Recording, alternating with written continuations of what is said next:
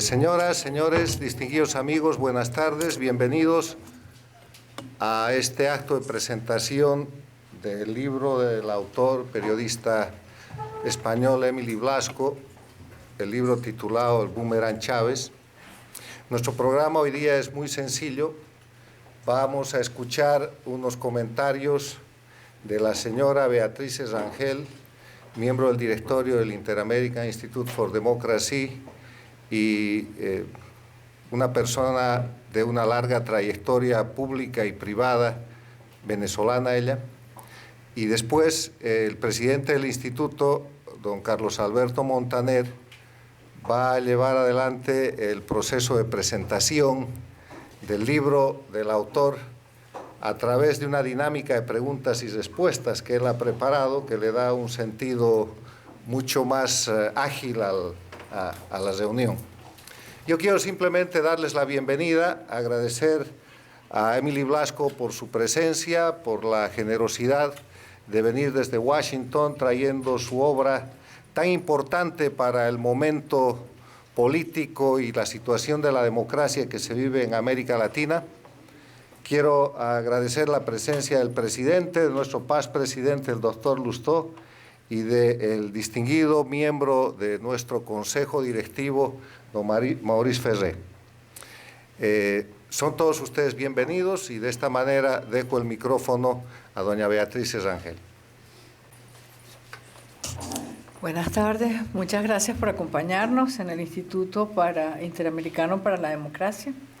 Bueno, yo quiero iniciar mis palabras por agradecerle a nuestro presidente Carlos Alberto Montaner y a nuestro director ejecutivo, Carlos Sánchez Berzaín, la distinción que me han conferido, pidiéndome que haga un comentario sobre lo que yo considero que es una de las obras más extraordinarias que tenemos en los últimos 5 años en lo que se refiere al desarrollo de los asuntos en América Latina. Don Emili Blasco nos ha escrito un libro que se llama El Boomerang Chávez y que logra con esta obra llevarnos a las profundidades de lo que es la degeneración del poder. Casi como Dante Alighieri lo hiciera con los florentinos, para demostrarles que era necesario corregir la causa. Don Emili Blasco nos presenta la degeneración del poder en toda su magnitud y con todas sus consecuencias. Claro, pese a que yo me llamo Beatriz, no pienso llevarlos a ustedes por ese mismo derrotero, pero sí quiero que analicemos un poco las contribuciones que hace el libro El Boomerang Chávez y su autor, el señor Blasco, al futuro desarrollo político de nuestro continente, porque disecciona uno de los fenómenos más importantes políticos del siglo XXI latinoamericano, que es precisamente lo que se denomina el socialismo del siglo XXI o la revolución bolivariana, como lo quieran llamar. Yo pienso que la primera contribución que hace este libro es que devela la naturaleza delincuencial de un régimen. Y un régimen que logró legitimarse en el poder sobre la base de la decepción muy grande de lo que eran las élites dirigentes de un país llamado Venezuela, con lo que parecía ser la crónica corrupción del poder en la sociedad venezolana. Ahora, ese carácter delincuencial, que lo pinta muy bien don Emili Blasco, es quizás la primera y más importante razón para que haya una sustitución de ese régimen, o por lo menos que se acote, por tarea que por supuesto le va a corresponder es a la sociedad hemisférica, porque la sociedad civil venezolana es hoy en día un rehén de ese régimen y lo veo muy difícil que pueda liberarse. La segunda contribución roza, yo creo que las consideraciones geopolíticas, porque desnuda de una manera clara y concisa los efectos perversos de la globalización. Hemos aprendido que la globalización es buena de muchísimos pensadores del siglo XXI, como el doctor Kissinger, como también el periodista Thomas Friedman, que son quizás los que han mejor pintado las ventajas de la globalización para el mundo, pero muy poca gente nos ha pintado las desventajas de la globalización, como lo hace Emili Blasco en su libro, porque en este mundo donde vemos que las venerables estructuras de coordinación, de control y agregación de intereses que nacieron de la Segunda Guerra Mundial no tienen ninguna capacidad hoy en día para preservar la paz, para prevenir catástrofes, para resolver conflictos. Entonces, creo que como ciudadanos y como americanos y como gente que habita un espacio en este mundo, tenemos que darnos cuenta de la urgencia que es la tarea de reconstrucción del orden internacional, porque se está cayendo a pedazos y en el libro queda muy claro eso. El Boomerang Chávez también retrata de manera diáfana lo que es la atracción fatal que sienten los latinoamericanos por la extracción de renta. Y desde luego la contradicción que esta adicción a la extracción de renta presenta con la creación de valor, porque una cosa es crear valor y otra cosa es extraer renta. Y la creación, y quien extrae renta no crea valor, y por supuesto el valor es lo que crea desarrollo, y por eso es que estamos como estamos en América Latina, porque somos extractores de rentas y no creadores de valor. Entonces, es impresionante cuando uno lee las páginas del libro del señor Blasco, cómo la cantidad de gente que sabía que el régimen venezolano estaba incurso en narcotráfico, en lavado de activos, en una cantidad de ilícitos impresionantes, y nadie dijo absolutamente nada, sino miraron por otro lado o decidieron participar en el botín. Con lo cual, aceleraron la perversión del régimen. Entonces uno se pregunta si la historia no hubiera sido distinta, si la élite venezolana hubiera asumido la misma actitud que asumió la élite en Colombia frente al fenómeno Pablo Escobar. Que dicho sea paso de estarse regodeando en la tumba, pensando, ay, lo que yo quería construir en Colombia, al final lo construyeron en Venezuela gracias a mi comandante Chávez. Eso es lo que está pensando Pablo Escobar. Bueno, la obra también yo creo que es una excelente sinopsis de la democracia venezolana, que revela su proceso, es una autopsia realmente de la democracia venezolana, y revela su proceso de intoxicación, de parálisis vital, de congestión y de septicemia. Porque al igual que la septicemia, en el cuerpo venezolano entró una bacteria del totalitarismo, criada y desarrollada en el Caribe, y al ponerse Chávez a jugar de aprendiz de brujo en la geopolítica, tratando de debilitar a Colombia, apoyando a la FARC y con el apoyo a la FARC, traer el narcotráfico a Venezuela, lo único que logra es volver a Venezuela un narcoestado, con lo cual no solamente lo debilita, sino que lo pervierte. Pero el libro también yo creo que nos revela la pluma y el intelecto de un periodista extraordinario, para quien el encuentro con la verdad es el leitmotiv de su profesión, y personas como usted es que necesitaríamos que hubiera muchos más en el gremio. Su historia no tiene otro propósito que develar al mundo la presencia de un cáncer que ya es terminal en la sociedad venezolana, pero que amenaza con metastasiarse hacia el resto del hemisferio. Y es allí donde nos encontramos con el infierno del Dante, porque no vemos que exista una autoridad ni un plan en toda la región para contener este mal.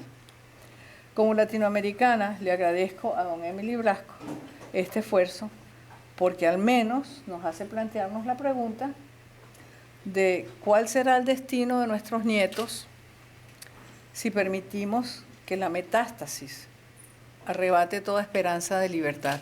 Muchas gracias.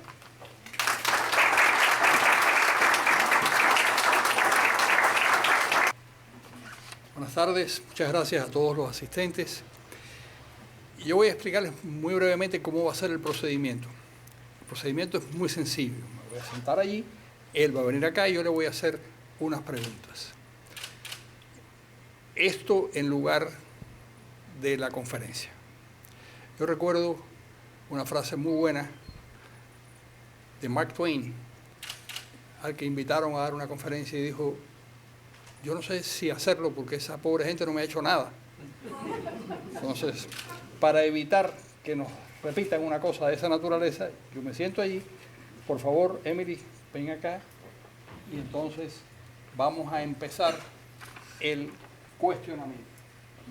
Bueno, antes de empezar, saludar al público aquí que ha venido, agradecer sobre todo al Instituto, la gentileza de haber organizado la... ¿Perdón? ¿No se oye? La gentileza de haberme invitado para presentar aquí en Miami el libro.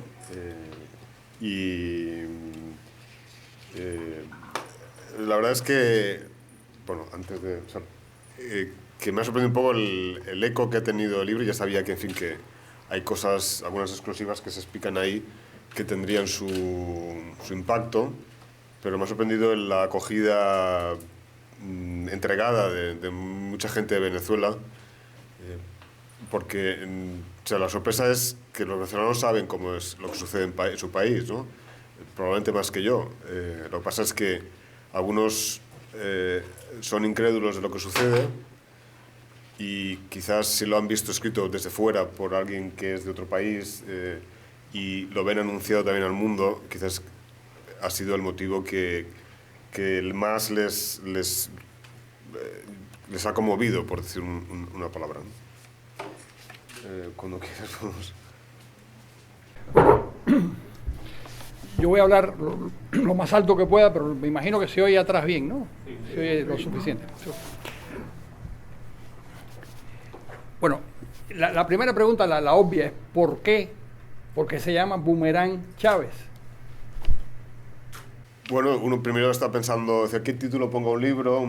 Que sea un título pues que se pueda repetir, que la idea primera era que apareciera Chávez en el título, porque Chávez, bueno, pues vende más, ¿no? Si Chávez está en el título, que fuera un título no negativo, aunque luego en su título pues sí aparece la palabra fraude, es más negativo, ¿no? Pero el concepto, o sea, el título responde al contenido del libro, y al contenido, a la tesis o el mensaje primero de la obra, que es decir, lo que vemos en Venezuela es una situación muy extrema ya, ¿no? Pero que cada vez se acentúa más y no sabemos hasta dónde llega la caída. Pues esas colas que vemos para comprar en las tiendas, el desabastecimiento, pues la inseguridad. O sea, todo eso no es consecuencia de un gobernante, o sea, no es de la presidencia de Maduro. Tampoco es realmente consecuencia de la caída del precio del petróleo, sino que es resultado de unas políticas que en su día puso en marcha el presidente Chávez. Por tanto, quienes, sobre todo fuera de Venezuela, todavía le siguen viendo como el gran patrón de los pobres, ¿no? Que tanto hizo por las clases populares de Venezuela, ahora ven cómo ese boomerang que lanza Chávez con sus políticas vuelve en contra de la propia imagen de Chávez, porque lo que estamos viendo en Venezuela es que son precisamente los pobres los que más están padeciendo pues, esa situación económica, la inseguridad. Es decir, las personas con dinero pues, también lo pasan mal, pero pueden tener seguridad privada en sus urbanizaciones, ¿no? Los pobres no. El que la droga haya circulado por el país, pues quiere decir que también se ha consumido. Y al final una persona con dinero puede pagar una rehabilitación o puede comprarla, dentro de lo negativo que es, ¿no? Los pobres son los que más sufren. Por tanto, el boomerang vuelve contra ese espejo en el que se veía internacionalmente y nacionalmente a Chávez y reversa y rompe esa imagen que teníamos de él. Emily, el subtítulo de la obra es Los fraudes que llevaron al colapso de Venezuela. En primer lugar, ¿ha colapsado realmente Venezuela? Y en segundo lugar, ¿este gobierno no es capaz de remontar esa crisis y de alguna manera recuperar el peso que en algún momento tuvo? Sí, la palabra colapso se utiliza de modo genérico. Evidentemente, si nos limitamos a un concepto estrictamente económico de si el gobierno o el Estado venezolano está en default o no, evidentemente no. Y yo creo que la producción de petróleo da cierto margen al gobierno para ir trampeando cada vez en el día a día, pues ahora un crédito de aquí, un crédito de allá, aunque pues, al final pues, los chinos supongo que un día se cansarán de dar créditos, ¿no? O de Rusia, es decir, yo en mi opinión es que no veo que el gobierno vaya a dejar de pagar. En el caso de los por ejemplo, en el caso de los bonos de PDVSA y tal, no veo que deje de cumplir sus obligaciones internacionales en ese punto. O sea, ¿no ves un default? No lo veo, también porque ese pago de bonos en el fondo es para ellos mismos, de que tienen los dirigentes chavistas o sea, tienen muchos de esos, han comprado muchos de esos bonos también, ¿no? Un modo de inversión, de meter dinero que ha salido a la corrupción.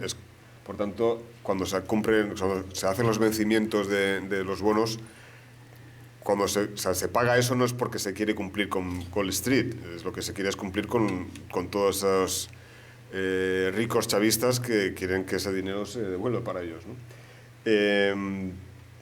Entonces, una recuperación es complicado. Por un lado, si veo que no veo un default, tampoco veo que vaya a sobreabundar. Por un lado, el precio del petróleo va a seguir bajo durante cierto tiempo. Probablemente pueda subir algo, pero no a los niveles que había. Y después, la producción petrolera no sube. Más bien ha bajado durante todo el tiempo de Chávez, desde que entró hasta que salió. La producción bajó y no se está invirtiendo tampoco en el mejoramiento de los pozos ni nuevas... una salida podría ser pues el llamar a empresas internacionales para explotar pues la faja de Orinoco, ¿no? Y ahí podría salir dinero, pero no es algo que parece que esté contemplado por el gobierno. En el segundo capítulo, o el primer capítulo, se titula El Fausto del Caribe. Eso sería interesante que lo explicaras. Y la injerencia de Cuba, ¿hasta qué punto una pequeña isla empobrecida, que tiene casi la tercera parte de la población de Venezuela y es 8 veces más pequeña que Venezuela, cómo ha convertido, si es que lo ha convertido, en una colonia de ese país? Sí, la idea del Fausto, bueno, quien no esté familiarizado con esa obra, o sea, el Fausto es una obra de Goethe, que es uno de los, el padre, o se tiene como el padre de las letras alemanas o germanas, o sea, todo, no solo Alemania, sino todo el idioma alemán. Es una historia que, un personaje que vende su alma pues por retrasar o no morir, ¿no? O sea, vende su alma al diablo, ¿no? Entonces, de alguna manera utilizo esa imagen con el caso de Chávez, es decir, que también por salvar, por un lado, o sea, por asegurarse una eterna permanencia en el poder, necesita de las artes de Fidel Castro para ganar las elecciones. De gran parte de todo el sistema, mecanismo electoral que tiene puesto en marcha el chavismo para ganar es gracias a la inteligencia, al know-how de los cubanos. Y luego eso se añade después, en el caso de Chávez, pues el tema de la salud, que necesita, o sea, se pone en manos de Fidel Castro para intentar también, pues, literalmente prolongar su vida. Entonces, como una isla pequeña, bueno, pues Chávez tiene dinero, tiene toda esa producción de petrolera y necesita el saber hacer de cubano para, por un lado, lograr esa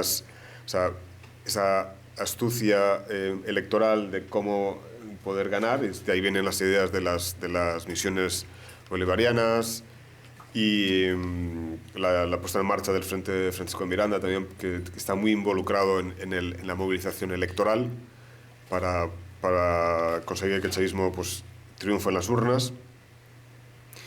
Y por tanto, al final, Chávez da ese pago que Cuba necesita. Después de Cuba, precisamente cuando llega el dinero de Chávez a Cuba, es cuando Cuba más lo necesita, ¿no? Pues había ya pasado la época había de Rusia, la Unión Soviética, y lo estaba pasando mal Cuba, entonces supone un auxilio económico esa relación con Chávez. Hay un profesor experto en el tema cubano llamado Carmelo Mesa Lago, que alega que el monto del subsidio venezolano llega a $13.000 millones anuales. Sí, las cifras varían algo, pero esa puede ser una cifra dependiendo un poco también del petróleo. Últimamente, el último año también ha descendido algo el petróleo que Venezuela entrega a Cuba. Yo ahora no tengo aquí la cifra. Hay un comentario en el libro del ministro de Finanzas venezolano, que una conversación con el embajador de Cuba, de cuando se anuncia, días antes de que se anuncie por parte de Obama y Raúl Castro la intención de llegar a un acuerdo para abrir embajadas. El embajador cubano va allí a pedirle dinero que debe Venezuela. Entonces, en esa conversación el ministro de Finanzas habla de una cifra que yo ahora no recuerdo, ¿no? Pero que entra dentro del cómputo y que probablemente puede ser de ese orden. Puede ser de ese orden. En el capítulo sobre la enfermedad y muerte de Chávez, ahí hay una información muy interesante que tiene que ser de gente que de alguna manera estuvo muy cerca de lo que pasó. Entonces hay varias preguntas y varias cuestiones que le interesan a cualquier lector. Primero, ¿por qué se atendió Chávez en Cuba y no en Brasil o no en otro lugar donde pudiera tener una mejor atención? Luego, ¿se equivocó Cuba, el gobierno cubano o los médicos cubanos en el diagnóstico y tratamiento? ¿Y cuándo exactamente murió Chávez?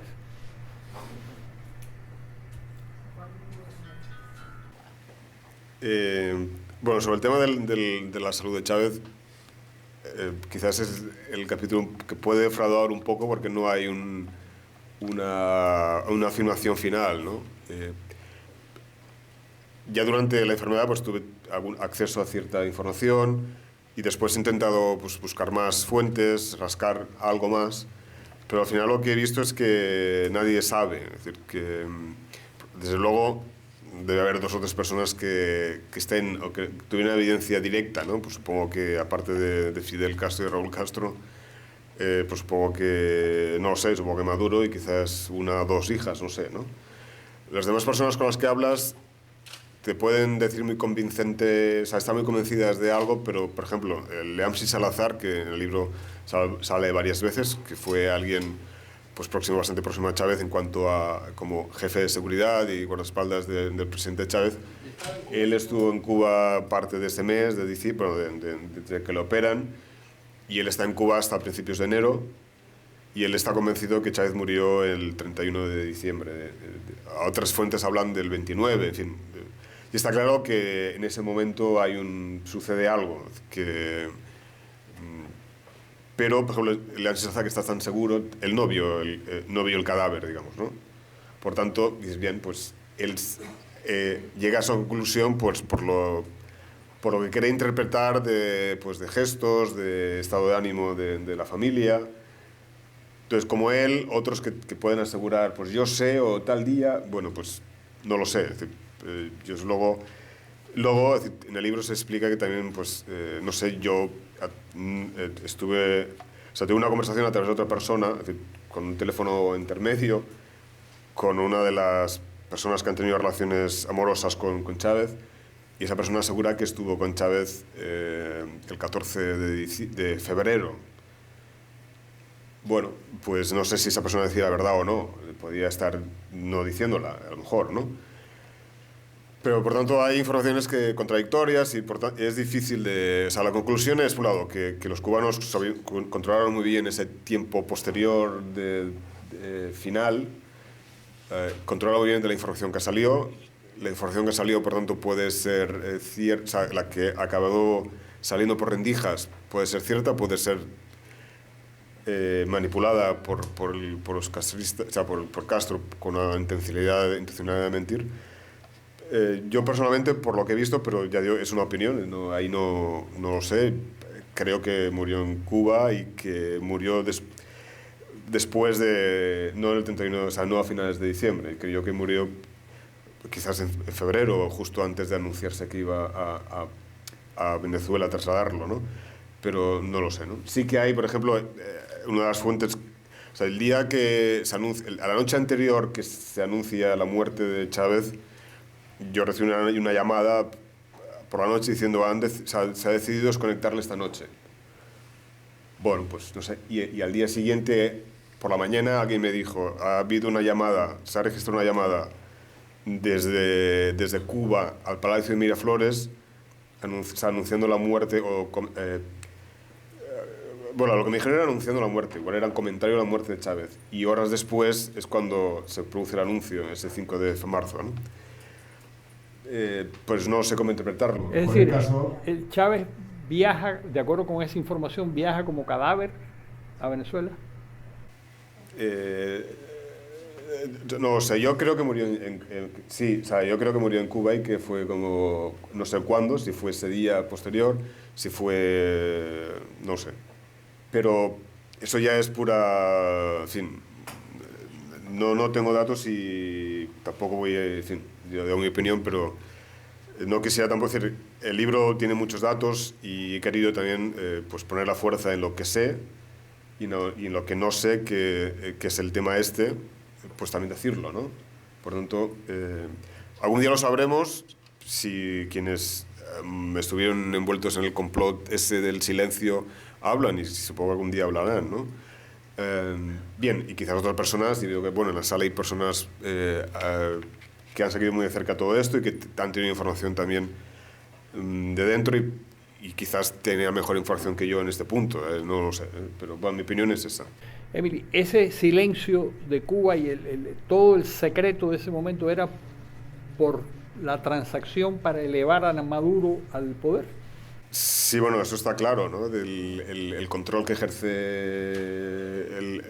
Fidel, o sea, los Castro sobre la persona física de Chávez durante la enfermedad tiene esa finalidad, ¿no? De controlar los tiempos. Es decir, que hay un tiempo ahí complicado de sucesión, de saltarse lo que supone la normativa venezolana de quién debe hacerse cargo de la presidencia.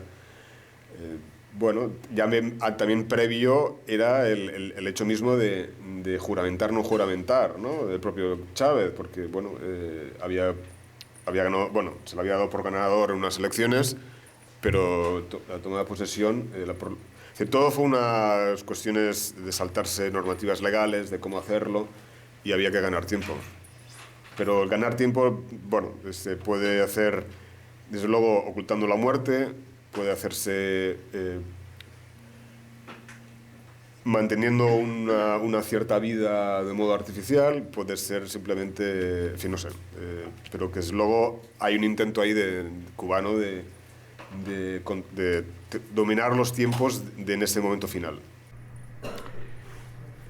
Maduro es una hechura cubana puramente, de acuerdo con las informaciones de las personas con las que has podido hablar.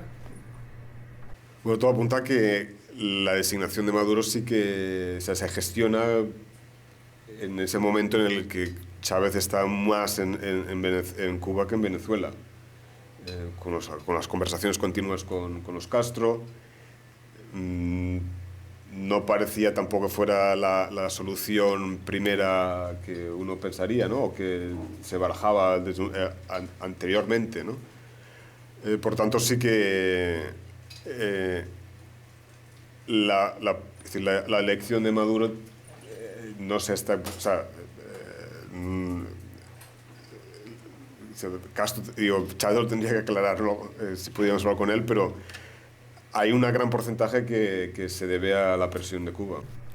Bien, Maduro es elegido por los cubanos o por Chávez o por quien fuera, es elegido el sucesor y hay unas elecciones, Capriles o Maduro. ¿Quién ganó esas elecciones?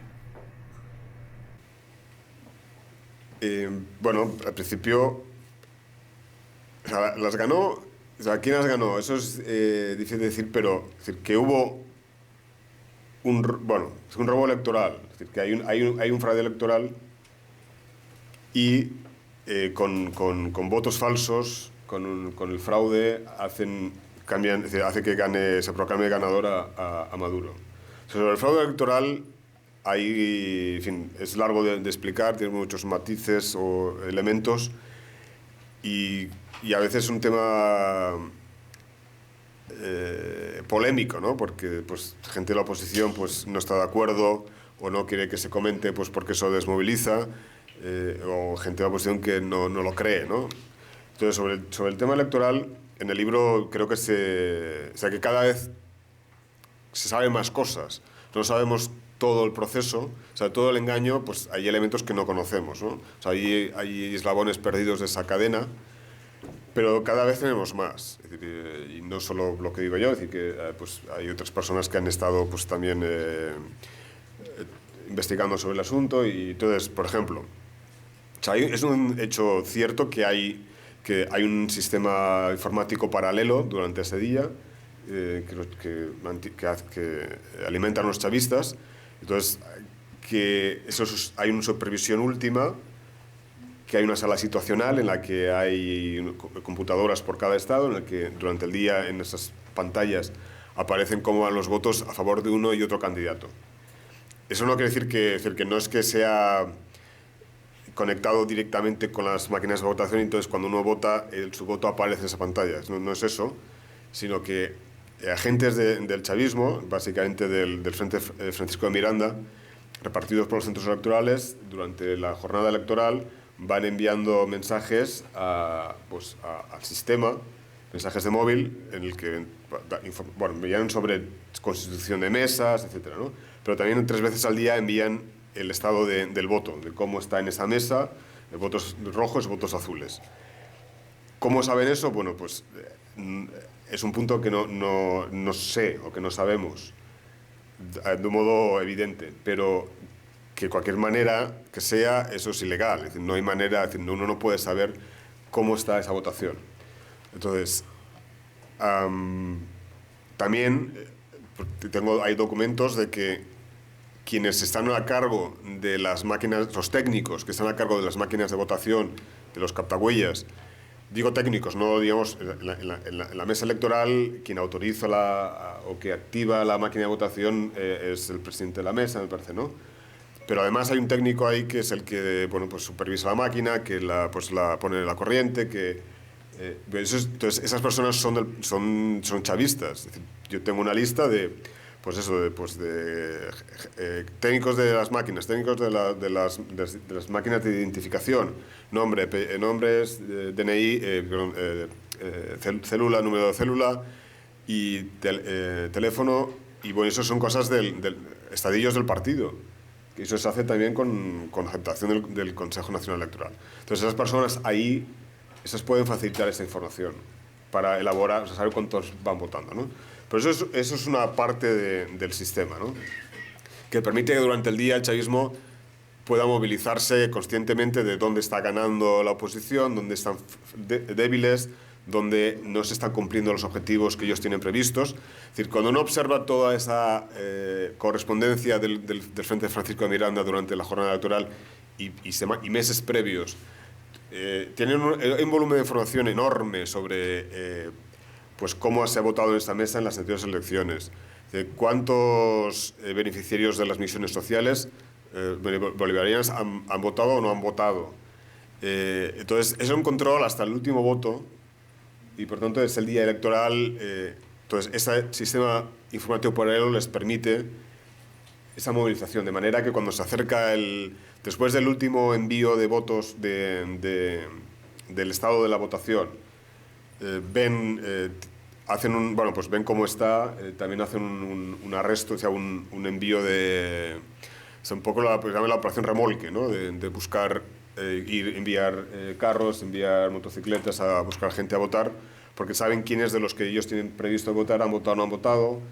Bueno, entonces, eso es todo lo que es movilización. Luego está el tema aparte que ya sabemos del voto asistido, todo lo que es el ventajismo en fin, pues, por ejemplo, el tema Chávez siempre quiso que al menos entre el número de funcionarios, es decir, que Venezuela tiene un número de funcionarios mayor que muchos en porcentaje que sus países vecinos, ¿no? Entre el número de funcionarios y personas beneficiadas a las misiones, hubiera al menos 10 millones de personas. Eso es algo más de la mitad del censo. Entonces, con que te voten esas personas, tú ya ganas. Y tú te concentras a eso, ¿no? Entonces, luego, en esa noche, ese día electoral, también se observa que hay un comportamiento, hay algo extraño que sucede después de cerrados los centros, o sea, después de que teóricamente tocaba cerrar los centros electorales. que era a las 6 de la tarde, como es normal en Venezuela. A veces, si hay cola para votar, se puede prolongar la apertura del centro. Pero en este caso, el Consejo Nacional Electoral prorrogó 2 horas.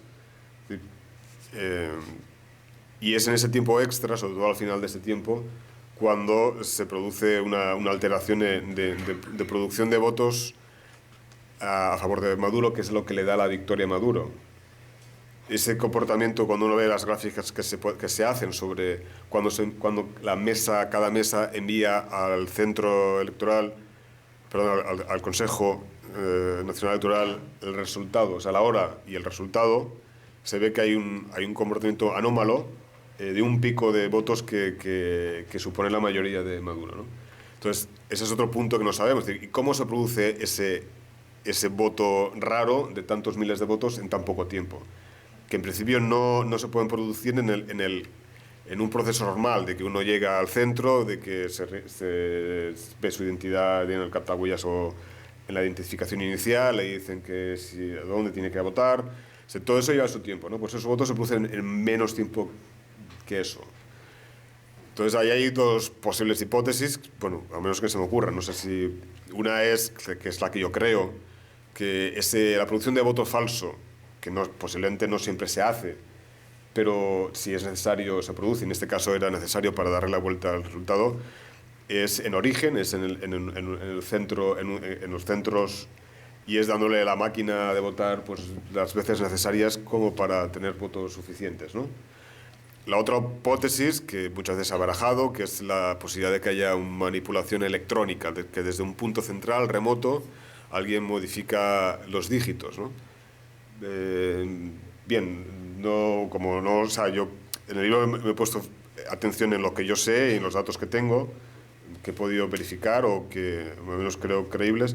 Lo demás, bueno, son hipótesis, pero no sé. De todos modos, la lógica de toda esa movilización que hace el chavismo el día electoral para llevar gente a votar en cada centro, el troceamiento que ha habido de centros electorales para constituir centros de una sola mesa, que ha crecido enormemente el porcentaje de centros de una sola mesa, que es donde ganó Maduro.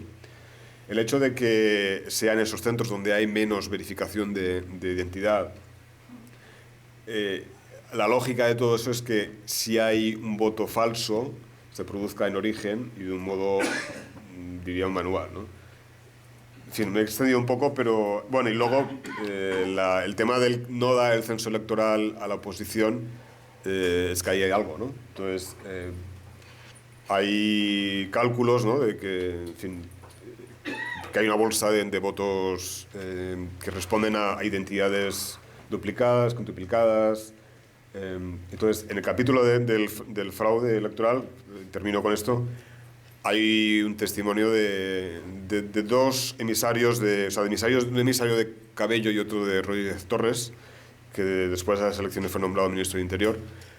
Y esos emisarios, en nombre de ellos, van fuera de Venezuela a una reunión con gente de Estados Unidos, y en ella admiten que hubo, o sea, que añadieron votos falsos, hablan de 350.000. Bueno, no sé muy bien a qué se refieren esos votos falsos, si son los votos producidos de modo extra pero hay un reconocimiento de que hay esos votos falsos y que robaron las elecciones. Yo voy a hacer una pequeña pausa. Ernesto Morales tiene que irse al noticiero del Canal 51, entonces por favor, hazle tú las preguntas que tú quieras y yo después sigo con mi interrogatorio. Gracias por la deferencia, entonces. Independientemente...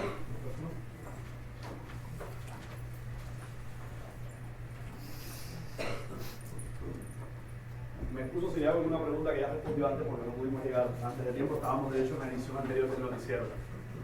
Nos ha interesado muchísimo su presencia acá, también a la cadena nacional de Telemundo, así que vamos a hacerle unas preguntas que puedan ser lo mismo para el reportaje que voy a hacer yo que para el que va a hacer la cadena. Brevemente y de manera resumida, Boomerang Chávez, ¿cuál es el objetivo? ¿Qué es lo que va a poder encontrar ahí el lector en sentido general? O sea, el objetivo del libro es... el libro está dedicado a los incrédulos. y que es verdad que muchas veces no nos creemos, resulta increíble lo que sucede en Venezuela.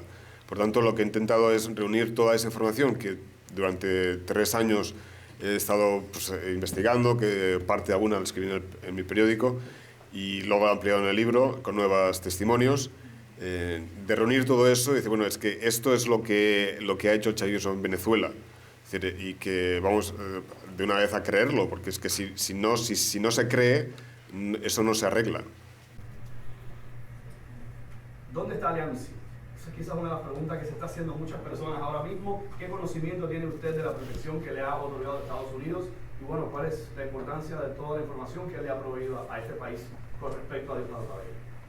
Leonce Salazar es un testigo importante en sus acusaciones sobre Diosdado Cabello, sobre la vinculación que él dice que tiene con el narcotráfico.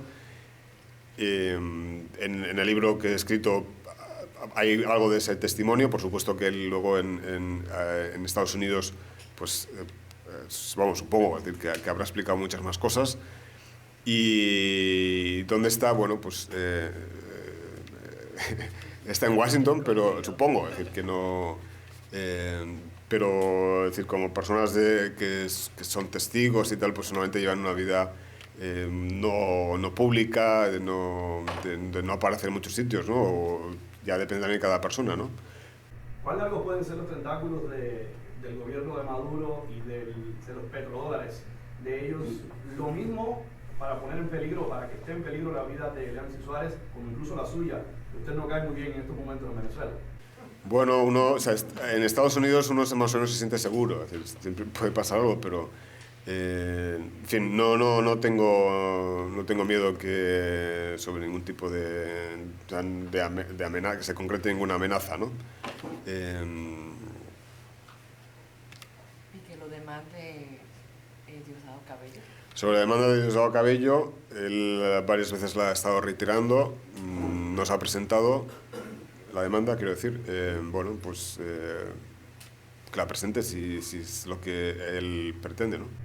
Mi última pregunta, precisamente hoy tuvo una conferencia de prensa Felipe González, fue muy explícito diciendo que se había arruinado completamente ese país, no solamente desde el punto de vista económico y social, sino incluso desde el punto de vista humano, que él llegó tratando de encontrarse con 2 personas, con 2 presos, y ni siquiera eso se le permitió hacer. ¿Qué cree usted sobre esas declaraciones de Felipe González? Yo creo que en Venezuela, o sea, los dirigentes de Venezuela han perdido el sentido de la realidad completamente. Es decir, en ningún país del mundo sucede lo que sucede en Venezuela. O sea, ningún gobernante utiliza los términos que utiliza Maduro o Diosdado Cabello o cualquier otro.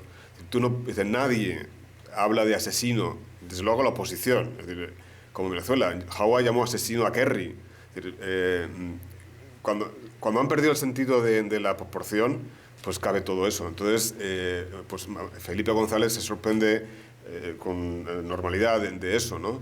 Y todo este episodio lo que ha permitido, en el caso de España al menos, es que mucha gente empiece a ver a Venezuela como lo que es, ¿no? Es decir, porque decir que a Felipe González, que en el primer país en el que le odian o que le detestan es España, pues está claro que no es cierto, ¿no? Muchas gracias y gracias a ti. Una preguntita. Diosdado Cabello está en Brasil hoy. Llegó ayer. Sí, llegó con un avión lleno. Se encontró con Lula 2 veces en São Paulo. Hoy, en el Congreso, en Salvador Bahía, ya empezó una verdadera guerra campal. O sea, el hombre llega en un día, en el otro día el Partido de los Trabajadores se declara un partido en estado de guerra. ¿Qué puede usted decir al respecto de eso? Bueno, no tengo el detalle o sea, el trasfondo de por qué esa visita.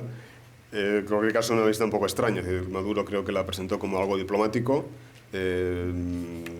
Diplomático no es, o sea, por parte de un país no es reunirse con un partido en otro, ¿no? En ese caso sería una relación institucional por parte del presidente de la Asamblea, pero que no tiene sentido que vaya acompañado de quien iba acompañado, que tampoco es nada diplomático, ¿no? Es una visita extraña y que, bueno, que parece que esconde algo, pero... Gracias. No sabemos. Bueno, seguimos con el Y cuestionario. voy a intentar ser más breve. El tema electoral me he extendido un poco porque es más complejo y que requiere quizás un poco más de detalle, pero... El resto de las preguntas igualmente generan respuestas complejas, así que una de ellas es sobre la corrupción. La corrupción que es probablemente la mayor de la historia de Venezuela, sin duda, y probablemente de América Latina. PDVSA está en el corazón de ese monstruoso mecanismo de corrupción. Por supuesto que está en el corazón y Ramírez está en el centro del corazón, ¿no? No como ideólogo, ¿no? Pero sí responsable de todo lo que... de toda la malversación que ha supuesto PDVSA y pienso que la persona que más ha enriquecido en este país ha sido Ramírez, ¿no? Pienso, es decir, eso es difícil de medir, ¿no? Pero es decir, quien ha manejado más dinero de entrada y salida, digamos, en libros o los ingresos petroleros es PDVSA. Y quien ha dispuesto dando cuentas a Chávez, pero ha sido Ramírez, ¿no? Entonces, evidentemente, sin el auge del precio del petróleo desde que llegó Chávez, que estaba sobre unos $10 así, el barril, hasta que se marcha, que pues pongamos 100, aunque bueno, hubo un momento, ¿no? de bajada, pero luego volvió a subir. Eso es una inmensa cantidad de dinero que explica todo lo que ha pasado en Venezuela, es decir, la posibilidad de comprar el voto o de hacer generar una dependencia de las misiones, que además es un dinero que se gasta al margen del presupuesto oficial del país, ¿no? Entonces, ese es un volumen de dinero que permite además todo un lavado de capitales, de agitación de capitales, que sin PDVSA probablemente todo lo que ha sucedido con el narcotráfico no hubiera sido posible. El PDVSA es la gran máquina de lavar, la gran máquina de lograr objetivos políticos, la gran máquina de vencer, o sea, de concitar voluntades en el tema de otros países, de la política exterior venezolana de expansión, o sea, de expansión de el Petrocaribe, los votos, digamos, de los países del Caribe y demás, ¿no? Hay un capítulo, el capítulo 6, se titula El drogaducto bolivariano. Es decir, Venezuela como el gran canal para el tráfico de drogas. ¿Se ha convertido Venezuela realmente en un narcoestado? Ya es un narcoestado es un gobierno que tiene como función principal enriquecer a la gente que genera esa actividad. Bueno, eso es como decía Beatriz al principio, ¿no? De que la gran ironía es que aquello que no sucedió en Colombia y que los americanos tanto intentaron evitar, que Colombia se convirtiera en un narcoestado, ha sucedido en Venezuela. Por descuido también, supongo, de los estadounidenses. Sobre el término narcoestado, bueno, se puede discutir, quizás en unos términos muy específicos de derecho internacional, es decir, uno pues quizás debe ser más concreto sobre cómo se define un narcoestado, ¿no? Pero en términos más laxos, es decir, de los que en el sentido común hablamos, se puede hablar de narcoestado en tanto que ese tráfico, o sea, esa involucración en el tráfico de droga ha sido posible, ha sido promovido desde arriba, desde la propia presidencia del país, con Chávez, y después su gestión, o sea, las operaciones han sido posibles por la implicación de personas clave en el aparato del Estado, es decir, que han intervenido en razón de su puesto, ¿no? Entonces, cuando por ejemplo la DEA, ¿no? Hace un tiempo, hace ya unos pocos años, elabora una lista de personas de interés, que no quiere decir que tenga todas las evidencias que esas personas están implicadas, por tanto no es una acusación, pero sí las declara de interés porque sospecha que puede haber. Pues en esa lista aparece pues, la flor y nata, digamos, de lo que es el estamento del Estado, desde ministros de defensa que han pasado por el ministro de Defensa, la inteligencia militar, pues Adán Chávez, Cabello, en fin, gobernadores. Entonces, eso dibuja un estado, un narcoestado. Entonces, La calificación de Diosdado Cabello como jefe del cártel de los Soles es una cosa que tiene sentido.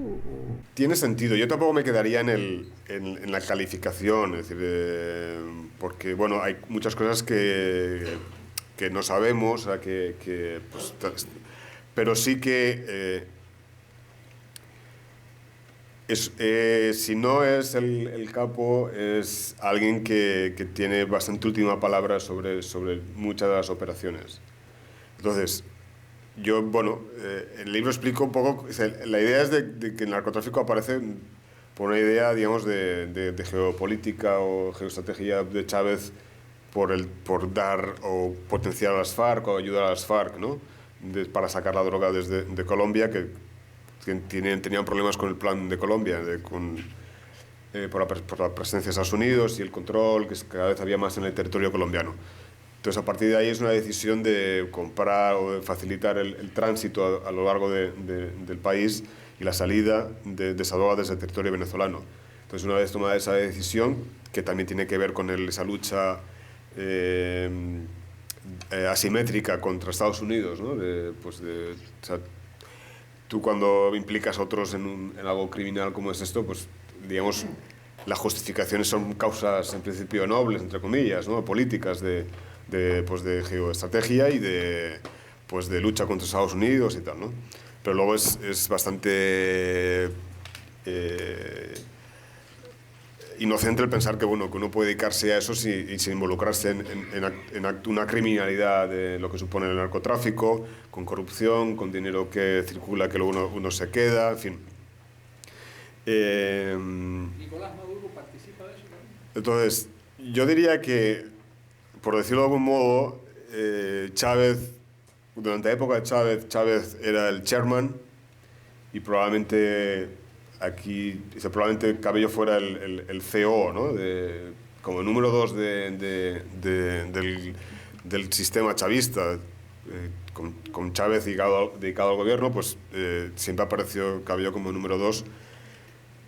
Él, digamos que pudo ser ese CEO, y entonces cuando desaparece el chairman, no parece que Maduro haya hecho de esa labor de chairman, pero no quiere decir que Maduro no tenga que ver. Entonces, Maduro, por ejemplo, cuando es canciller, se encarga de muchas gestiones que le da Chávez. En concreto, pues en el libro aparece esas conversaciones con el líder de Hezbollah, Hassan Nasrallah, en Damasco, en 2007. Ahí parte tiene que ver con el narcotráfico, la participación de Hezbollah en el narcotráfico, ¿no? También aparece una situación con relación con el Frente Farabundo Martí de Liberación Nacional de El Salvador, de cómo hay una comunicación entre José Luis Merino, que es un hombre importante dentro del Frente, y el despacho de Maduro sobre un vuelo, que es poner en contacto con las FARC y que también muy probablemente tiene que ver con la droga. Por lo tanto, Maduro no está limpio, ¿no? No parece que tenga una actitud tan vuelta o volcada sobre la operatividad, pero desde luego no es inocente de todo esto. José Vicente. ¿Perdón? José Vicente Rangel. Yo no sé, o sea, no lo tengo como una persona muy de los nombres que más salen, que son los que yo más o menos iba manejando, no me aparece, pero en cuanto a drogas estamos hablando, pero no. Entre las personas que han desertado, las personas que formaban parte del gobierno y hoy en día colaboran con la DEA, con el gobierno, con el FBI, ¿el acento lo ponen más en el narcotráfico o en la colaboración con los terroristas? ¿Qué es lo que más se sabe de ese mundillo oscuro? Bueno, quien más investiga por su cometido es la DEA, entonces por lo tanto está muy centrado en el tema del narcotráfico. Pero las alarmas son mayores cuando tiene que ver con seguridad. Entonces, en el caso, por ejemplo, de Hezbollah, de algunos elementos, personas que se desvinculan o que tienen relación con Hezbollah, implicadas en el narcotráfico, cuando han tenido alguna relación, por ejemplo, alguna reunión que hubo en México con mafias o carteles de México. Eso fue una cosa que alarmó a Estados Unidos, porque supone que Hezbollah puede, a través con los carteles de México, acercarse a la frontera de Estados Unidos. Que además era el momento en que pues, había habido lo del... el Departamento de Justicia y el FBI anunciaron la detención de un ciudadano, bueno, no sé si era ciudadano estadounidense, pero que vivía en Texas, un iraní, con la intención de matar en un atentado al embajador saudí. Entonces eran momentos en que, y eso con vinculación con fuerzas iraníes, ¿no? con el Scud, que son la Guardia Revolucionaria. Entonces, esos elementos que tienen que ver con la seguridad y el miedo a que a través de la droga Hezbollah pueda penetrar en Estados Unidos, son toques de atención que han hecho que en momentos concretos varias agencias se hayan puesto las pilas, ¿no? Hayan compartido más información y pues, sobre todo porque ningún gobernante quiere que, si luego hay un atentado, que en el Congreso pueda quedar en evidencia de que no se ha investigado suficientemente cualquier pista de este tipo, ¿no? Las relaciones entre Venezuela e Irán para el desarrollo de armas nucleares, ¿es una cosa demostrada, probada? ¿Es una cosa...? Sobre armas nucleares yo no he visto nada, no quiere decir que pudiera haber algún tipo de conversaciones. Sí que hubo sobre el tema de energía nuclear. Irán se encargó, personas iraníes, ¿no?, del gobierno iraní se encargaron de hacer el catastro geológico del país. Hubo durante un tiempo una serie de inversiones o de puestas en marcha de algunas empresas que parecían tapadera, pero que después tampoco se ha visto que tuvieran que ver con uranio, ¿no?, con búsqueda de uranio. Sí que hay, bueno, pues hay una cooperación de compra de elementos materiales, de drones que se adquirieron. También se habló de compra de misiles, pero al parecer eso no se llevó a cabo. Un diplomático venezolano muy notable que murió hace relativamente poco tiempo, Thor Halvorsen, me dijo una vez algo que yo no he podido confirmar, pero que sería interesante saber si sabes algo del tema, que el acuerdo con Irán era que Venezuela ayudaba a Irán a desarrollar armas nucleares, y una vez que los iraníes desarrollaran esas armas nucleares, parte de esa cohetería iría a parar a Venezuela. ¿Tiene sentido eso? Tiene sentido. Lo que pasa es que yo creo que Venezuela, o sea, Chávez también era consciente de hasta dónde podía llegar con Estados Unidos, me parece. No sé, eso ya es una opinión personal. Si tú pones misiles de largo alcance o nucleares en Venezuela, dudo que Estados Unidos se queda de brazos cruzados, ¿no?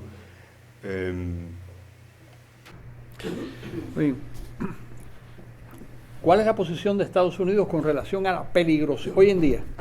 Todos sabemos que al principio lo que se decía era que Venezuela era una molestia, pero no un peligro. Hoy en día, ¿cuál es la posición de Estados Unidos con relación a eso, si has podido averiguar?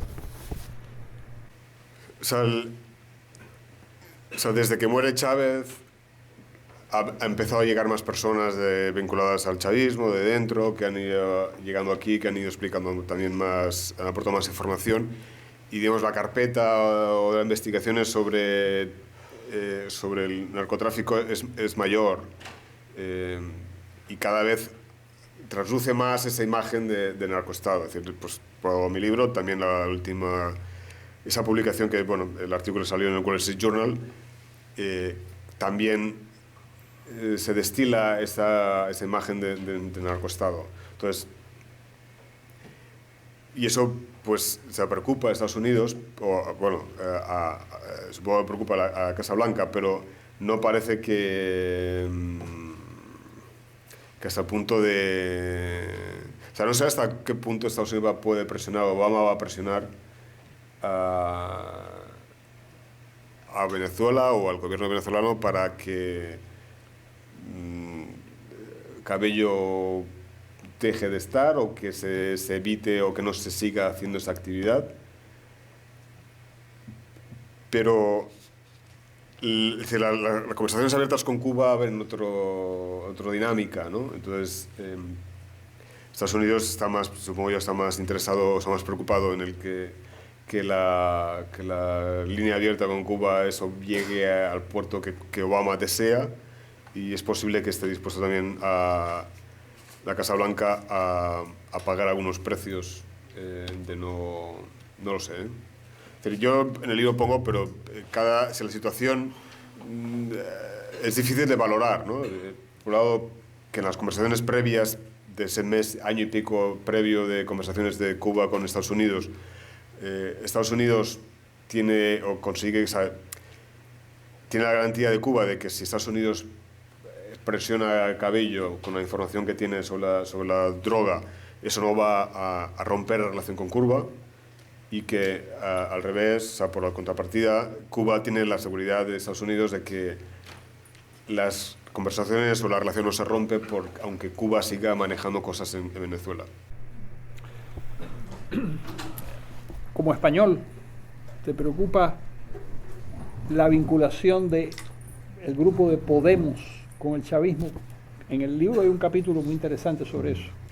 Bueno, pues por supuesto que preocupa, ¿no? Y en España preocupa. Siempre hay que, o sea, desde Venezuela la gente, o bueno, Venezuela o venezolanos comentan que bueno, que también en España, o sea, en España la gente dice, bueno, esto aquí no nos pasará, ¿no?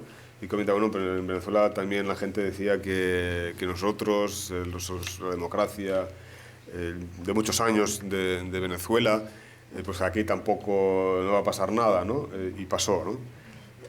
Por tanto, pues sí preocupa y preocupa bastante, ¿no? Entonces, hace poco, a finales de mayo, hubo elecciones en España, las elecciones locales y regionales, en gran parte de España, y el partido Podemos no tuvo un resultado brillante, pero suficiente como para quedar en buena situación. Es decir, por un lado, en algunos lugares fue en coalición con otros, es decir, porque Podemos llegó a esas elecciones ya un poco de bajada. Es decir, había habido su momento más álgido, ya había pasado. Se instalaba en la opinión pública la idea un poco de que esas personas son un poco siniestras. Monedero no ha tenido buena prensa. Juan Carlos Monedero, que fue una de las personas que más tiempo, bueno, que ha estado allí en Venezuela asesorando al chavismo, se la veía mal, tuvo que dejar su posición en el partido porque si no hundía la imagen del partido, y entonces llegan con poco tocados, ¿no?, a esas elecciones. En cambio, entonces en algunos sitios lograron hacer pactos con otras formaciones, y el hecho de ir con otros quedan más diluidos y da menos miedo. Y entonces en las ciudades principales de España, de Madrid y Barcelona, pues en Barcelona ganaron, aunque con muy poco apoyo, pues porque hubo muy repartido el apoyo, pero fue la primera formación. Y en el caso de Madrid se quedaron a un puesto de ganar, pero probablemente también podrán gobernar, ¿no? Entonces, eso que hace que se aparecen como más aceptables, porque van con otros, y si el Partido Socialista Español en algunos sitios pacta con ellos para ganar el poder, pues también le da una carta de naturaleza de gente normal, de que son parte ya del sistema. Entonces, bueno, habrá que ver en las elecciones generales, que en principio son a final de año, qué hace Podemos, ¿no? Si están pensando si van o no van en coalición con otros, porque también quedan así como más asumibles. ¿Y en qué ayudaron ellos al chavismo? Bueno, aquí, de entrada hay una asesoría variada, ¿no? Pero, por ejemplo, pues, bueno, Guillermo Lustó, que sabe mucho del tema, y en el libro pues, aparece también citado, porque además él estuvo en algunas reuniones de lo que era el embrión de Podemos en España, que es la Fundación CEPS. Y entonces esa fundación, o gente de esa fundación, pues ayudó pues, a elaborar no de un modo protagónico en el caso de Venezuela, y luego más en el de Bolivia y Ecuador a la reforma constitucional, y después tuvieron asesorías pues de estrategia política, y han estado, era gente que tanto desde Valencia, España, que es donde está esa sede, por ejemplo, desde allí hacían muchos informes para el chavismo, ¿no? Por ejemplo, las visitas como que yo he visto, ¿no? De las minutas de las carpetas que tenía Chávez para preparar cada reunión con Ahmadinejad, el presidente iraní, eso se elaboraba allí, ¿no? Y había mucho trasiego de información. Los datos del Banco Central de Venezuela se enviaban allí también para hacer informes.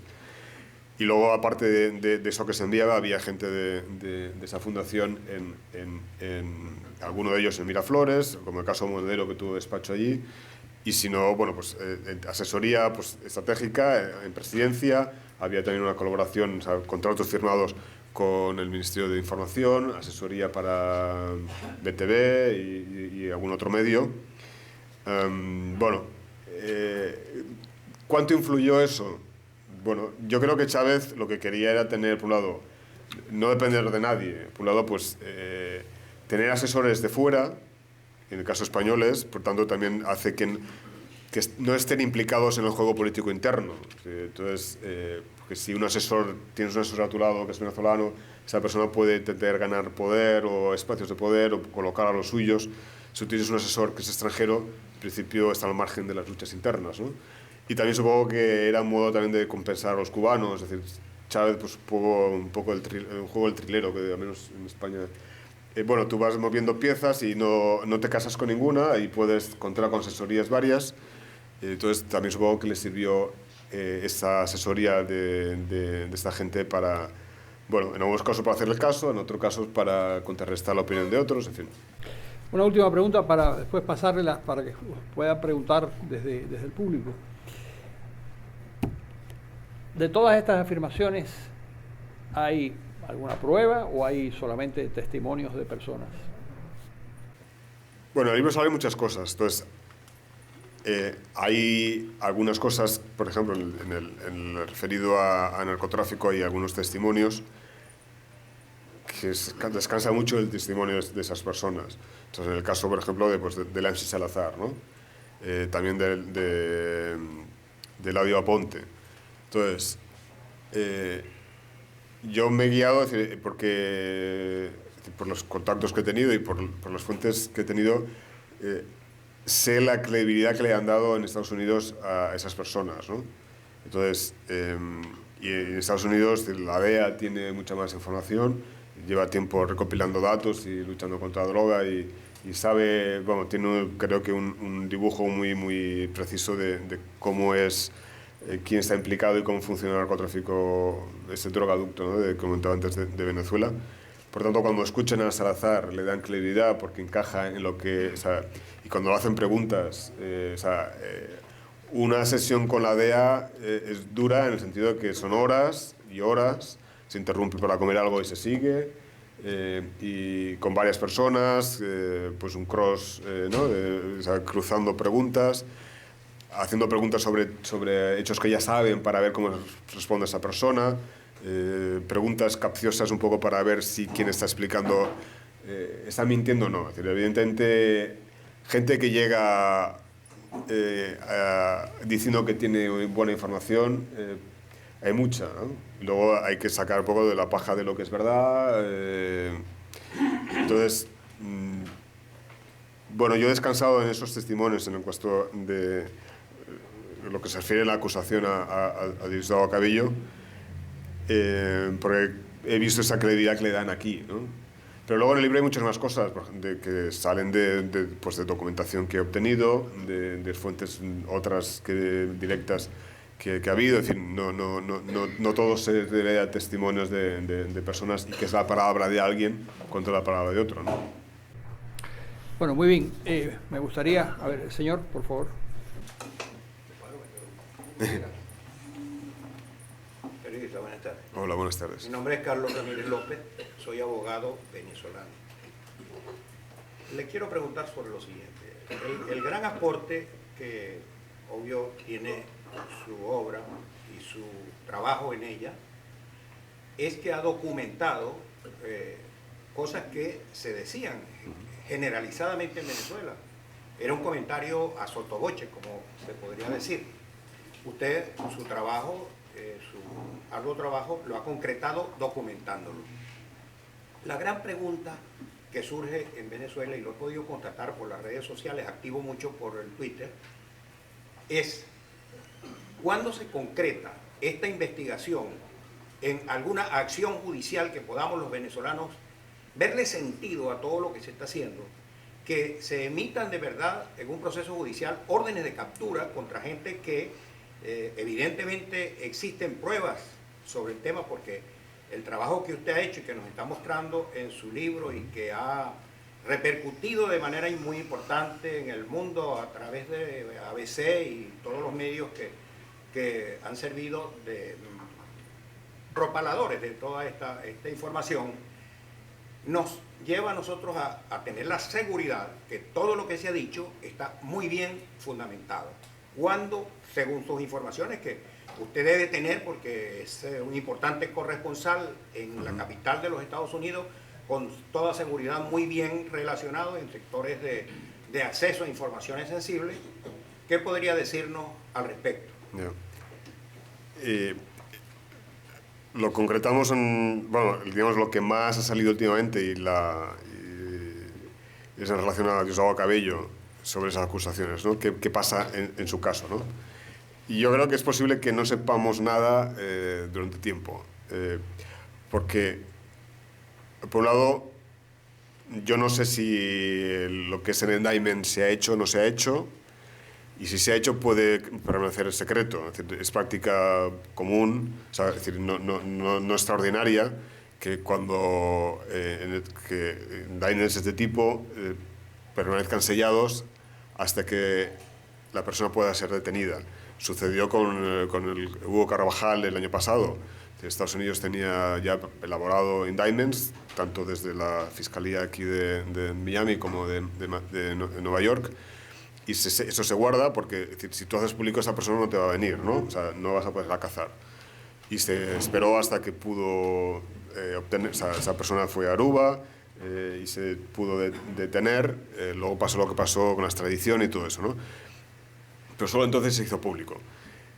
Por tanto, pienso que en el caso de Diosdado Cabello, en el caso de que o sea, en el supuesto de que finalmente la Fiscalía llegue a un conclusión que tiene pruebas y proceda, es posible que también eso se permanezca en secreto. Igual ya lo ha hecho, no lo sé. Yo no tengo evidencia ni en un sentido ni en otro. Pero creo que eso puede quedar ahí, digamos, oculto, y que no sepamos nada y que la gente pues se desespere un poco, dice, bueno, todo esto que está saliendo, o incluso llegue a dudar, dice, bueno, pues todo lo que ha salido, pues, si es verdad, pues no está pasando nada, por tanto será mentira, ¿no? Pero yo pienso que puede ir por ahí, ¿no?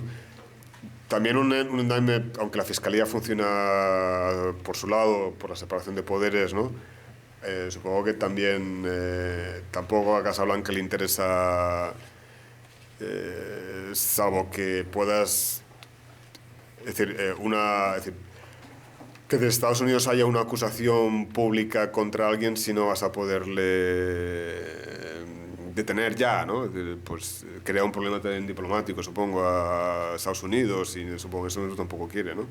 Así que soy un poco... O sea, pienso que igual no sabremos nada en tiempo. Vamos a ver, señor, y después usted. No, después aquel de atrás. El del señor Plus. del Plus. Sí. Bueno, mi nombre es Fidias Marcano, soy venezolano. Quiero darle las gracias como tal por haber destapado esta pestilente cloaca de este régimen que tiene ya bastante tiempo haciendo y deshaciendo. Me recuerda usted, por su figura, a un venezolano oriundo de España, José Luis Blasco, un fotoreportero venezolano que se atrevió a participar en un combate entre unas fuerzas comunistas y el régimen democrático. Y él fue un premio Pulitzer mundial y Estados Unidos, igual que su compañero también, Héctor Rondón Lovera, fotógrafo que hizo la famosa foto de aquel sacerdote que aguantaba un soldado que estaba cayendo herido de muerte en el Porteñazo. Entonces, yo quería, qué bueno que sean dos blancos que nos hayan ayudado en esta lucha permanente por la democracia. Quería hacerle una pregunta. En primer lugar, yo creo que ojalá un productor de Hollywood tome en sus manos este libro. Es un thriller extraordinario. Tiene todos los argumentos para hacer un extraordinario documento cinematográfico. O en lo de ahora, un documento que llegue a todas las televisoras, a muchas televisoras del mundo, porque es la primera vez que un gobierno, como lo intentó, ya bien dicho por ustedes, el jefe del cártel de Medellín, hacerse de un gobierno y no lo logró. En Venezuela lo lograron. Es la primera vez en el mundo que sucede algo similar. Mira, entonces la pregunta... La pregunta es la siguiente. En primer lugar, ¿cree usted que Felipe González logre, después de su visita a Venezuela, convencer a algunas partes del Partido Socialista Obrero Español de la gravedad de lo que significa pactar con Podemos para algunas grandes ciudades? Y luego, acerca de lo que mencionaron de la extraña visita de el señor Cabello y su hermano a Brasil, ¿no tendrá que ver con una intervención policial de varios propietarios de aviones que acaban de decir que ellos transitaban y llevaban drogas a México y a otras partes a través de Venezuela, como simplemente en comunicación con lo que se llama el cartel de los soles? Esas son las cosas. Sobre el tema de Felipe González, desde luego la intervención de Felipe González sirve para que en España, que ya se sigue el tema de Venezuela bastante, pero para despertar la conciencia de la gente sobre la realidad de lo que supone el chavismo. Eso creo que es incuestionable que va a servir, y dentro de su partido, pues, evidentemente los socialistas han seguido más de cerca o tienen interés por la figura de Felipe González y habrán visto pues, cómo le ha ido la visita, cómo la ha recibido Maduro, ¿no?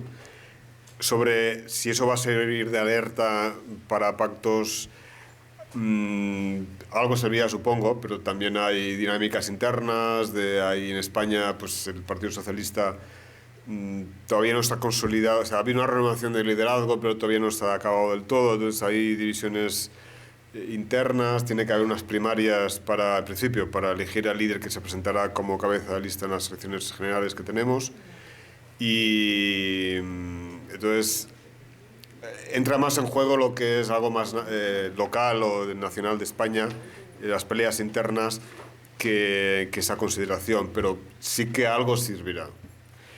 En cuanto a lo de la visita de Brasil de Cabello y su hermano, pues no, es decir, pues conjeturas podemos hacer y igual pues tiene que ver con lo que usted dice, pero no lo sé. Sí. Buenas tardes, periodista. Usted creo que se acuerda de mí, de Washington. Sí. Hicimos un evento, un conclave por la democracia, donde el tópico ha sido el fraude electoral. ¿Sí? En Brasil, gracias a todo lo que pasó en Venezuela y toda la experiencia que tuvimos, información, principalmente de General Peñalosa, que es mi héroe, ¿no? O sea, yo soy un dedicado seguidor de usted. Usted sabe eso.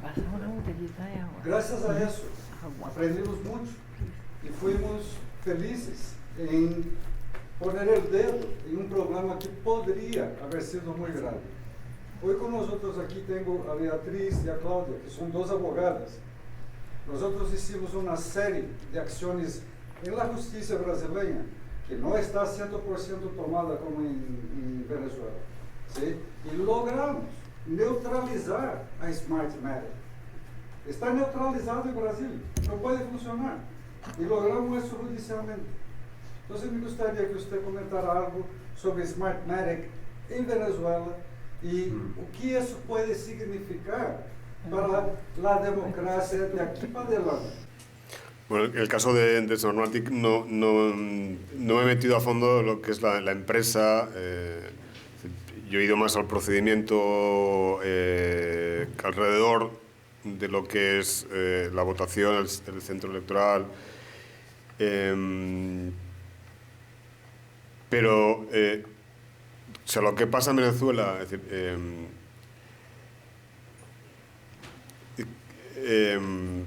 a ver, ¿cómo decir?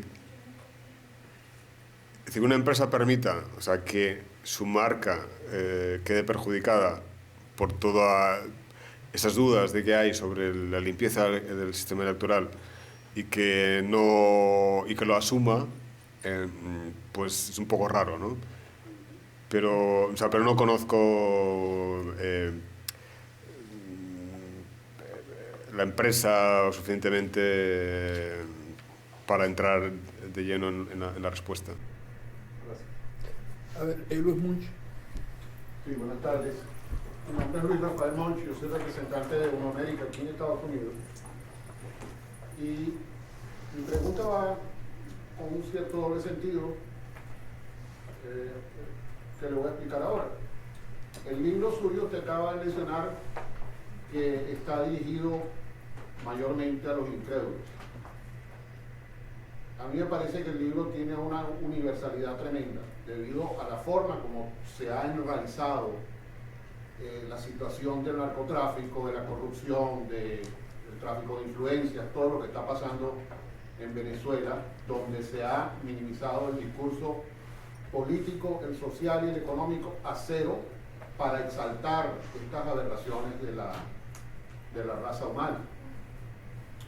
¿No considera usted que su libro más bien es un llamado a que las vocerías públicas empiecen a trabajar en función de unificarse, de conformarse y de aportarse la colaboración necesaria para que exista un flujo de información veraz que lleve al público, radioescucha, lectores, etcétera, etcétera, la información más cargada de verdad posible? Bueno, es una labor que todos debemos contribuir, ¿no? Y que hay muchas aportaciones interesantes, ¿no? Bueno, se ha mencionado al general Peñalosa, que ha escrito varios libros, información también valiosa. Es decir, creo que cada vez también poco a poco va apareciendo más información sobre la realidad, porque también hay gente que explica más cosas, más datos, también ese colapso del país hace que sea más evidente el origen viciado que tiene el sistema o el régimen. A mí no me gusta llamar régimen, pero de régimen chavista, ¿no? Sí, es un llamado a que se unan esfuerzos y que sobre todo desde otros países de Latinoamérica se empuje al gobierno venezolano a hacer las cosas como se tienen que hacer, ¿no? Si hay elecciones, pues a que esas elecciones tienen unas garantías, ¿no? Entonces, ahí tiene que jugar un papel muy importante, pues Brasil, evidentemente, ¿no? Y los demás países de la región. Un último aporte breve. Tenemos que hacer un esfuerzo entonces por publicar su libro en portugués y en inglés. Yo creo que es muy importante. A ver, señor. Buenas noches, mi nombre es César Rojas, el título tengo de ser ciudadano venezolano. Aprecio muchísimo su exposición. Yo me muevo entre incredulidad y escepticismo. Dos razones tengo y busco en este caso que usted me las pueda ayudar a aclarar. El decreto del presidente Obama, el verbo en que fue escrito, produjo dentro de algunos de nosotros la sensación de que el gobierno americano tomaría algunas medidas que pudieran conducir a reducir un conjunto de eventos que suceden en mi país. Eso no ha sucedido aún, de acuerdo a lo que yo sé. Y segundo, ¿qué tentáculos tan enormes pueden existir dentro de la geopolítica del mundo cuando a un señor como Hugo Carvajal fue apresado en una isla que tiene una enorme dependencia de los Estados Unidos y los Estados Unidos no pudieron hacer que ese señor viniera a rendir cuentas a este país? ¿Cómo puede uno creer que las denuncias, que todo el conjunto de documentación, que en este caso muy bien elaborada por usted, están siendo publicadas, pueden tener un efecto entre lo que está realmente ocurriendo cuando los hechos se presentan de la manera como yo lo veo? Y gracias. Bueno, el tema de incrédulos es incrédulo en cuanto a lo que puede ocurrir o que haya una solución o que los demás, Estados Unidos, otros países... Yo me he vuelto escéptico. Sí, entonces tiene que ver con el escepticismo, no incrédula que comentaba antes en cuanto a los hechos, ¿no? Que usted mismo no solo se lo cree, sino que los está denunciando. Sí, yo antes, bueno, más no he entrado mucho, pero Estados Unidos desconcierta, es decir, la actitud de la administración Obama, ¿no? En un momento dado parece que presiona, luego parece que retira el pie, entonces, pues, y no solo cambiante, o sea, que fuera, no sé, un ciclo largo, sino que va por días, ¿no? A veces parece que entonces, no, la verdad es que nos pilla a todos un poco desconcertados, ¿no? Los tentáculos, ¿no? Pues desde luego los tentáculos de Venezuela pues son largos, también tiene todo el petróleo. Sobre el caso de Aruba hay diferentes opiniones, versiones de por qué sucedió, o sea, por qué Holanda deja escapar, ¿no? O sea, desmiente o corrige al fiscal diciendo que sí que tenía inmunidad, ¿no? Yo ahí bueno, no es que yo defienda radicalmente esa opción, pero en el libro se cita una versión que, es decir, que en ese momento parecía que Holanda estaba enfadada con Estados Unidos por el avión derribado en Ucrania, que Estados Unidos, cuando Obama lamenta, solo se refiere a la víctima, o una o dos, de Estados Unidos, y obvia todas las muertes holandesas. Bueno, el grueso de víctimas fueron holandesas, ¿no? Entonces ahí pudo haber un enfado de Holanda y decimos, ahora pues no te resolvemos esto, no lo sé, ¿no?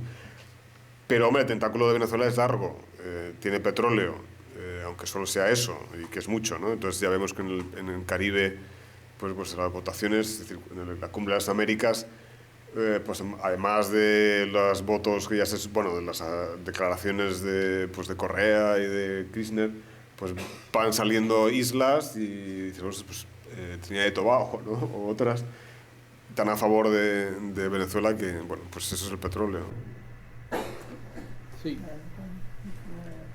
Bueno, en primer lugar lo felicito por su obra, como es lógico, y porque creo que ha sacado muy buena evaluación en el examen, ¿no? En todas las preguntas, con la profundidad que la ha contestado. Dos cosas concretas. ¿Tiene usted alguna evidencia con la complicidad de Cuba con el gobierno de Venezuela?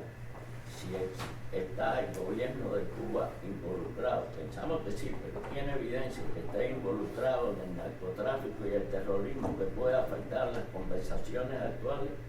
Y segundo, con el análisis geopolítico que usted ha hecho y considerando los últimos hechos de las acciones de coordinación entre varios expresidentes, ¿cómo analiza usted la necesidad y la factibilidad de una alianza democrática en la América?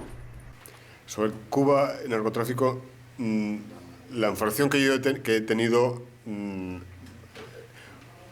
se han aportado evidencias por otro lado. Es decir, sobre Cuba no he tenido, no he tenido gran evidencia, que no quiere decir que no esté involucrada, ¿no? Pero no, en el libro no he puesto especial énfasis en eso porque las fuentes que he tenido no me han ido por ahí, ¿no?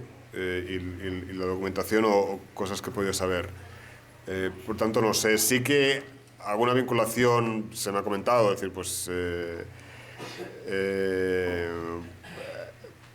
pues no sé, por ejemplo, creo que en el estado de Apure, me parece que, bueno, de los secretarios o dentro de la gobernación, pues era un cubano, es decir, también por un deseo de estar, o sea, porque tiene que ver con la frontera y con las FARC y el narcotráfico, pero no tengo, ¿no? Más allá de, pues, episodio que también que se comenta del hijo de Hugo Chávez y el hijo del anterior embajador cubano en Venezuela, que utilizaban algún avión pequeño, privado, alguno quizás de PDVSA, para algunos transportes de droga.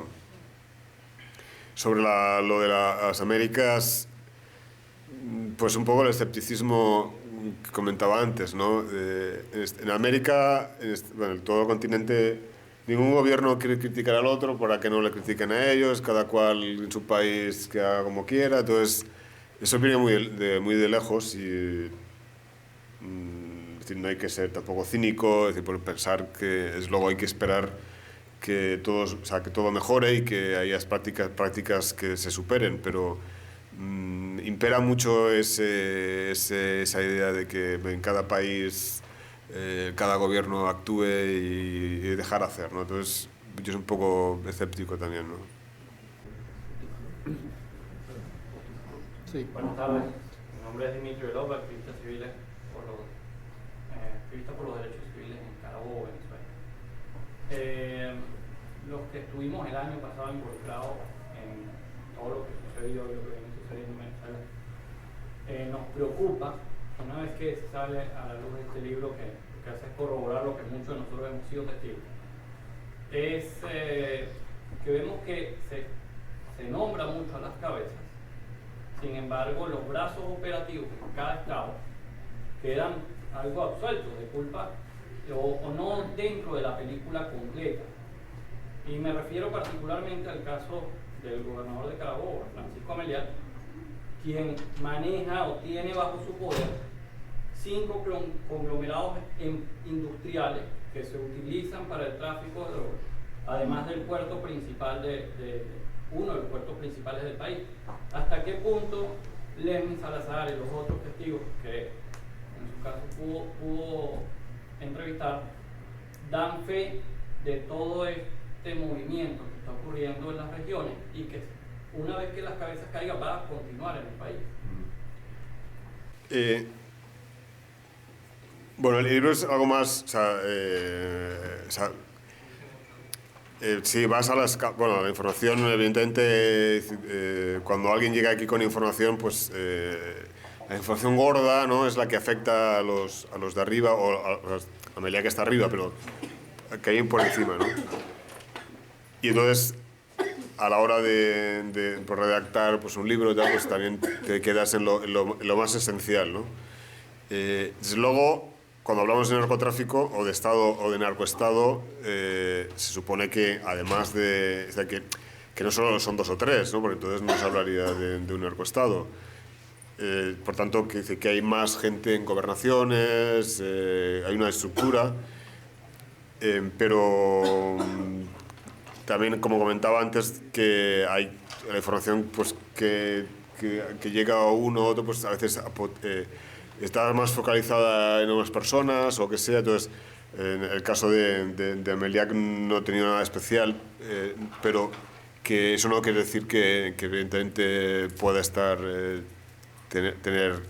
algo que ver, y desde luego que si si se circula, hay tráfico de droga, es porque hay instancias que lo permiten, ¿no? Alguien comentaba esta mañana habla que quizás hablar, cuando se hable de... O sea, insistir en el Cabello como capo y tal, igual es centrarlo mucho en una persona y precisamente se pierde de vista que es una estructura, ¿no? Un entramado.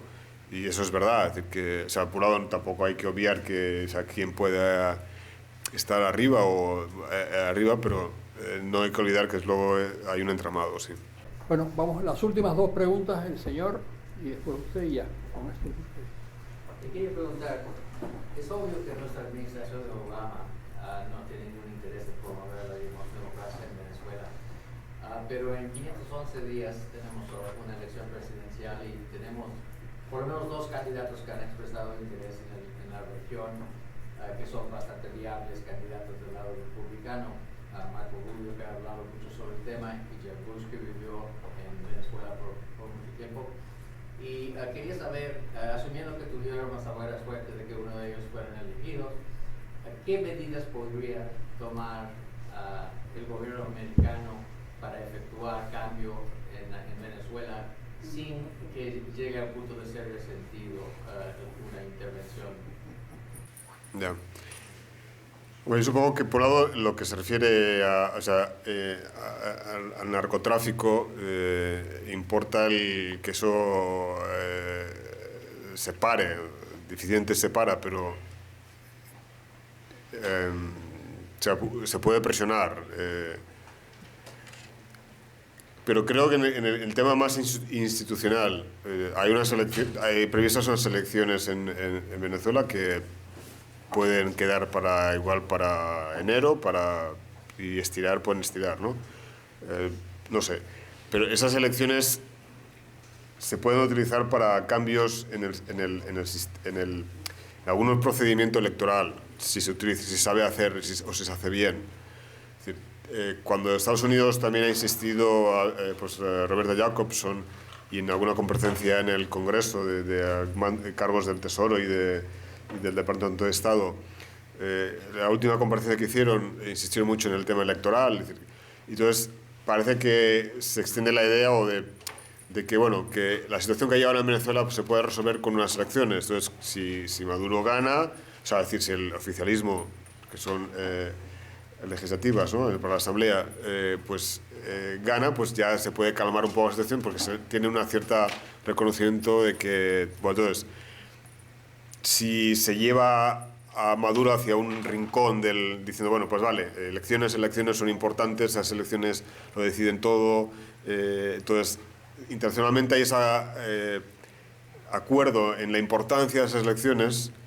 Al mismo tiempo, luego, una vez que Maduro también acepta que eso es decisivo y tal, al mismo tiempo habría que poner unas condiciones, ¿no? De decir, pues, la oposición ha de elegir cuáles, pero desde luego una debe ser el tema del censo electoral, ¿no?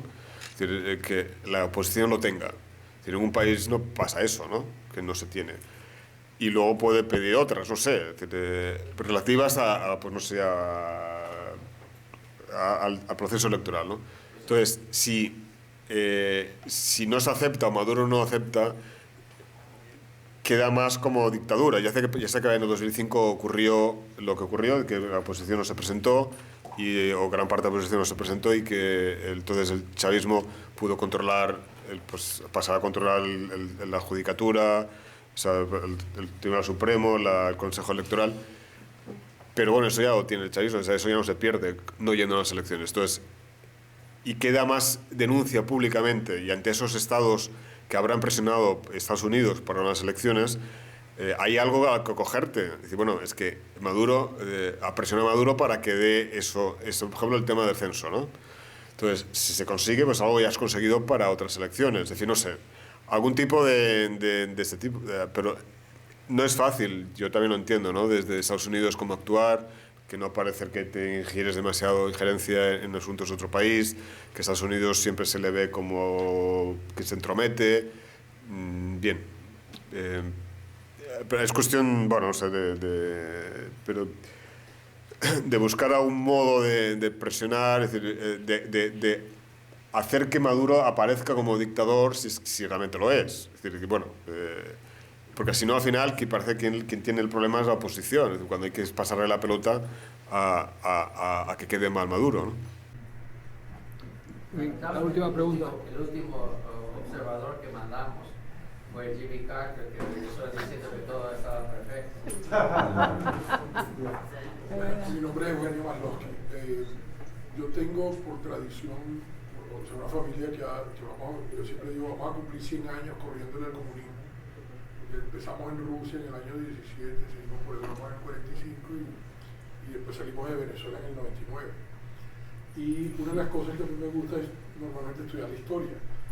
Y una de las cosas interesantes que he encontrado es que cuando cayó el sistema soviético y cayó el sistema comunista en Europa, empezó en países más pequeños, empezó en Polonia y empezó en Alemania.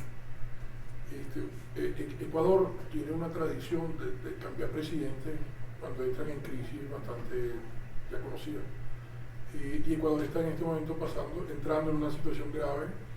¿Usted no cree que en un caso, por ejemplo, de Ecuador puede ser el efecto dominó para el resto del socialismo del siglo XXI? Brasil. Yo, bueno, creo que desde luego hay que seguir muy de cerca a Ecuador. Es decir, que, bueno, Venezuela ya sabemos lo que hay.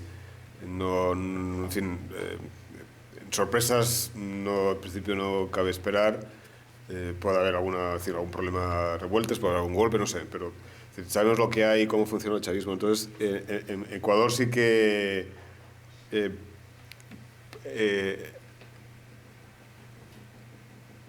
puede haber nuevas medidas, o el tema de desdolarizar el país, o potenciar una moneda digital, o no. Los impuestos de herencia. Entonces, ahí sí que puede haber transformaciones como más imaginativas, pues porque el caso un problema que tiene el Ecuador de Correa es que no está atado por el dólar en cuanto a operaciones raras, y no tiene un ingreso de petróleo como para hacer operaciones o sacar fondos para pues temas sociales, para fidelizar voto o lo que sea, ¿no? Por tanto, va a tener que resolver cosas de modo imaginativo, y hay que, yo creo, y que luego eso se puede trasladar a otros países, ¿no? Pues Nicaragua, en fin, no sé, ¿no? Entonces hay que seguir la pista de lo que pasa allí.